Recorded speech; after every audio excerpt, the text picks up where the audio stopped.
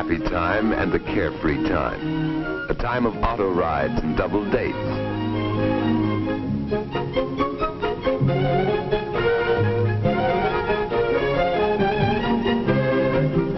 It's a time of fun, of pranks and jokes, of ice cream cones and chocolate sodas.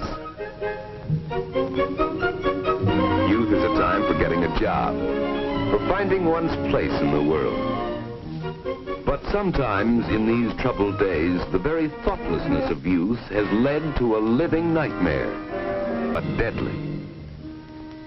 Once this was a poppy growing in Italy or Turkey or some other hot land.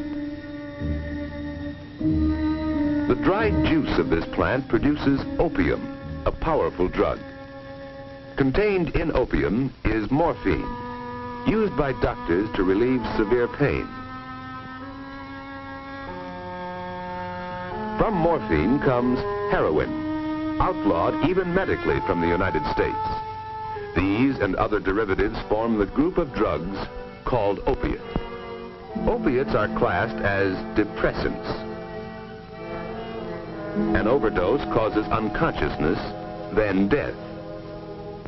A smaller dose, taken into the bloodstream, inhibits all the functions of the body by its action on the brain and the central nervous system. But the body gradually builds up a tolerance to the drug. More and more is needed to produce the same effects. After continued use, the body acquires a physical dependence on opiates, so that withdrawal of the drug causes a brief but violent illness until the body can make a readjustment.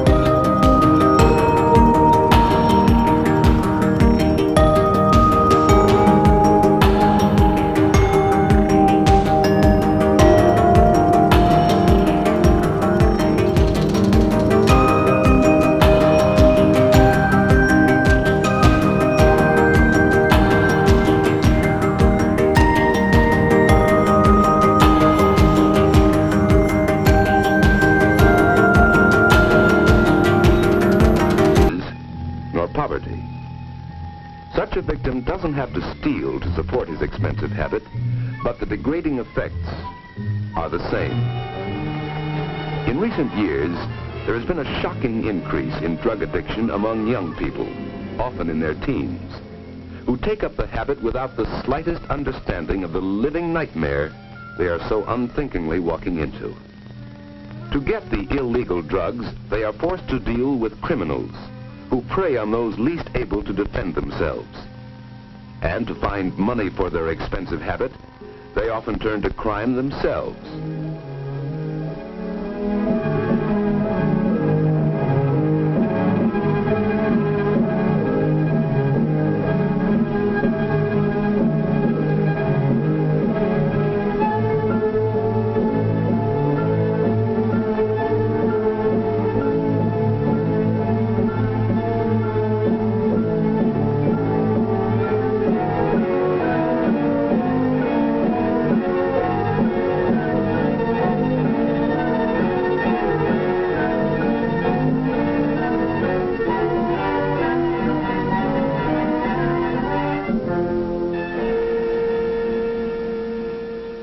dug down under his foot and I found this envelope with 6 caps in it. Here's a chemical lab report on it. It's heroin. What do you have to say, Demelon? Let's see your arms.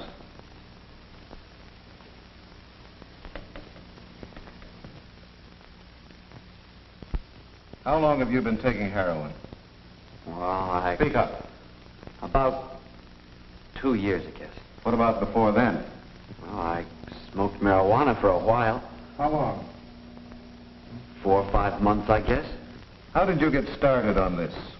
Well, I don't know. A friend of mine, well, he started me.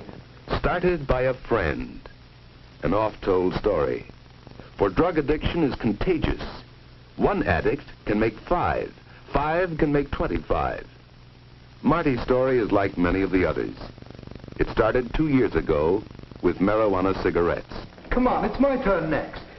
Gee, Duke, where'd you get him? I know a guy. 3 for $1. Let me try. Gee, I feel awful funny. Me too. I feel kind of sick. Come on, Marty, pass it on. Marty got kind of sick too, but he wouldn't let on. He was determined to be one of the gang if it killed him. And it almost did. Several weeks later, after smoking reefers, Marty's befogged brain hit on a clever way to open pop bottles. Later, Stan went to the hospital for swallowing broken glass. Marty badly cut the inside of his mouth, though he didn't even know it at the time. Duke was the one who got Marty on the habit. It was just a business matter to Duke, though Marty didn't find it out till later. Hey, Marty. Here. Okay, here. What's that? H. H? What's H? Not so loud. It's heroin. Will it make me sick like the reefers did? Go on and try it. I dare you. How much does it cost? This one ain't gonna cost you nothing. It's free. Go on. I dare you. In his ignorance, Marty took that dare, little knowing the eventual horror that lay in the deadly white powder. Those first capsules were free.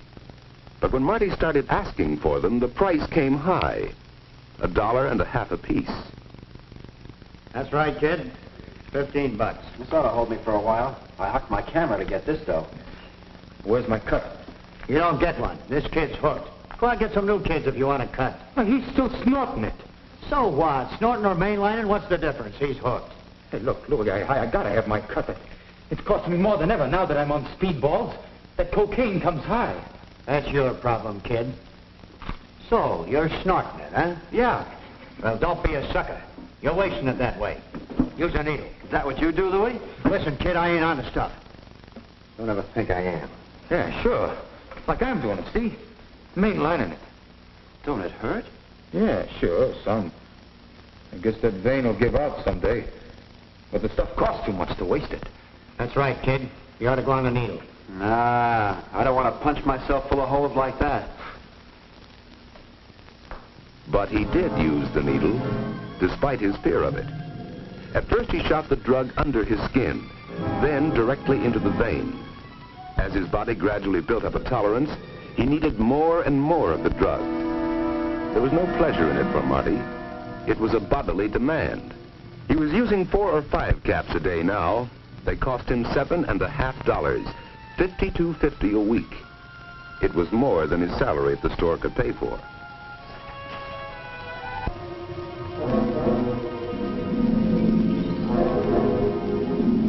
But he was wrong.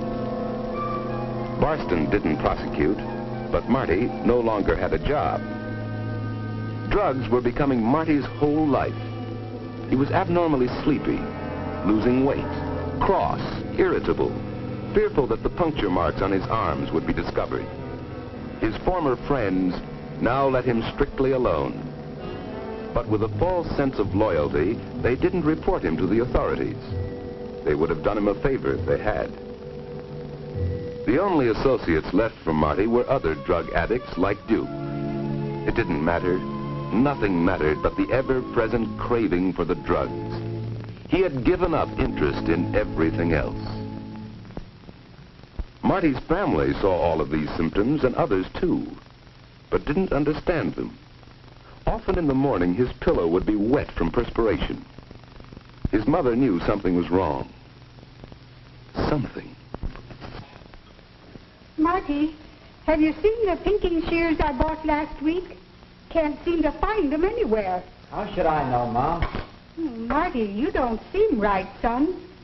I'm worried about you. I'm all right, Mom. Just leave me alone. There's something wrong.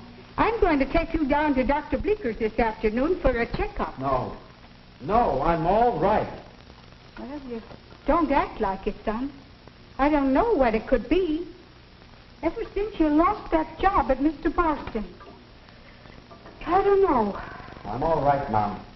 I'll snap out of it. I hope so. You've lost weight. You don't have dates. You don't go out with the fellas anymore like you used to. There's something wrong. I know there must be. Well, boys go through all kinds of stages. Dr. Bleeker can tell us if there's anything wrong. I hope it isn't anything serious. Marty! Marty! Marty was hooked, physically dependent on heroin. When he was without white powder too long, his whole body revolted in dreadful protest. Sweat poured from him. He got the shakes. He had cold chills. His nose ran and his eyes ran. He was doubled up by piercing cramps, plagued by sudden attacks of vomiting and of diarrhea. Nothing could stop these attacks but more of the white drug in his veins. All right, kid. Beat it. I don't want you hanging around here. Okay. Give me a chance. Hitting it tough, huh? None of your business. Okay. That's the way you feel about it? I was just trying to help you out, that's all. Yeah. You wouldn't help your mother out of a rat hole. How would you like to make a fast couple of bucks? Doing what? Oh, it's easy. Nothing to it. I could use some new customers. Customers. You mean suckers. I'll give you the same cut I gave Duke. What happened to him? Oh, he's brought in everybody he knows. I gotta branch out.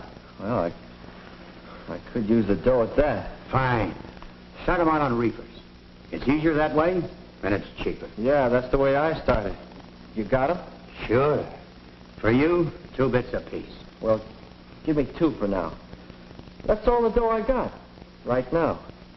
So Marty went out to spread his contagion. And Louis, well, it was just business to him. The capsules of heroin, so necessary to Marty, were only so much stock to Louis. That stock had reached him through a series of well-organized underworld transactions.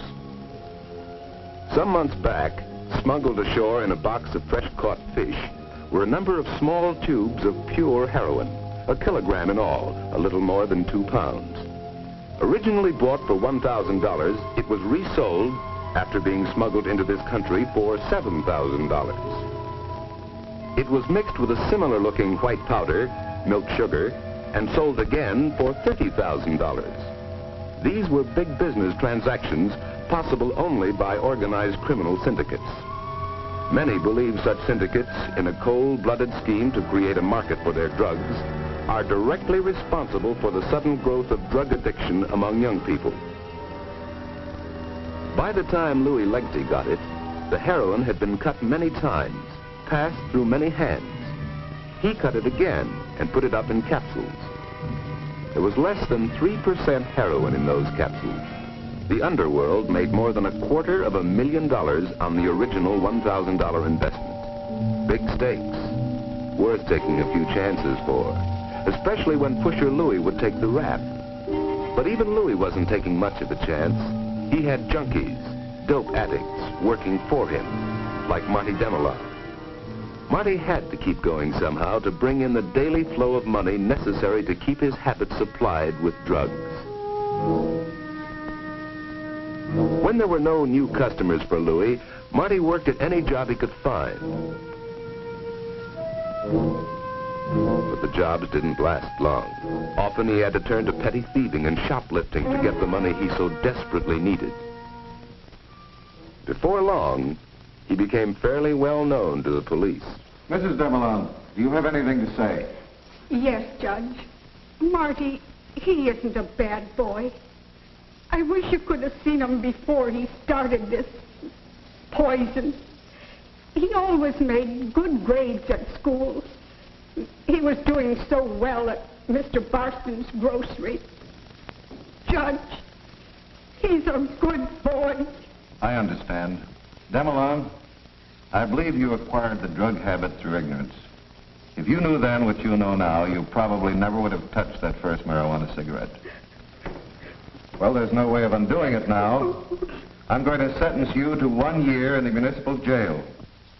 However, I'll suspend sentence if you're willing to be committed to a hospital for the treatment of drug addicts and stay there until medically discharged. You mean to try to kick the habit? That's right. They know how to get you over the physical dependence with the least amount of withdrawal sickness. Do you agree?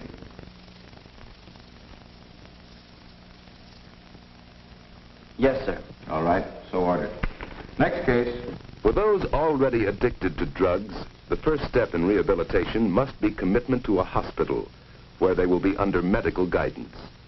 For the addict willing to be committed or sent by the courts, there are federally operated hospitals. Adequate local hospitals would help to cope with this problem. The treatment itself lasts for months, but withdrawing the drug, the major problem is helping the addict achieve a workable psychological adjustment to life, a life which doesn't include drugs. It's a difficult procedure. No hospital, no doctor can be sure of success in trying to change long-time attitudes. Back in his old haunts, the former addict still finds himself shunned by all but the addicts and peddlers who were his associates before.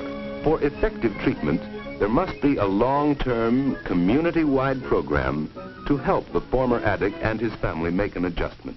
Beat it, Duke. I want no part of you. Don't be a square. What's it getting you? I don't know yet, Duke. I took plenty to kick the habit. It's my chance, and I'm taking it. Chance? You ain't got no chance. You're just a junkie to everybody around here. I know. But they helped me get a job in here. And they went to see Ma. And the doc says that if Doc says? What does he know? Listen, I'm telling you. Oh, cut it. Against such pressures, local outpatient clinics, social agencies, the church, all are needed if drug addicts are to adjust to a new life. Without intensive effort by all community forces, very few drug addicts can ever expect to return to a normal, useful life in society. It is important in the overall problem of drug addiction to do everything possible to stop the sale of the drugs. One step would be to increase the staff of enforcement agencies, not only federal, but state and municipal agencies too. Criminal syndicates might give up drug traffic entirely if nationwide laws provided for stringent penalties to counteract the tremendous profits, and if these laws were energetically enforced. Certainly such laws would restrict the actions of non-addict peddlers like Louis Legte and make it harder for him to reach his victims. Basic to everything else is a wider knowledge, especially among young people, of the grave danger involved in any kind of experimentation with drugs. They should understand the thoughtless curiosity about what it feels like to smoke marijuana or take a shot of heroin can lead to a lifetime of pain and torment, constantly faced by the horror of being without drugs. Much can be done to stamp out this vicious if each person who knows of a drug peddler or a drug addict reports him to the authorities immediately as a deadly menace to himself and his friends.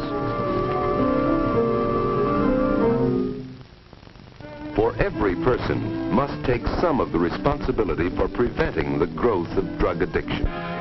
He must face the possibility that he himself may be a potential drug addict. Only by avoiding these drugs completely can he be sure that he will remain forever safe from a vicious habit which enslaves not only one's body, but the soul as well.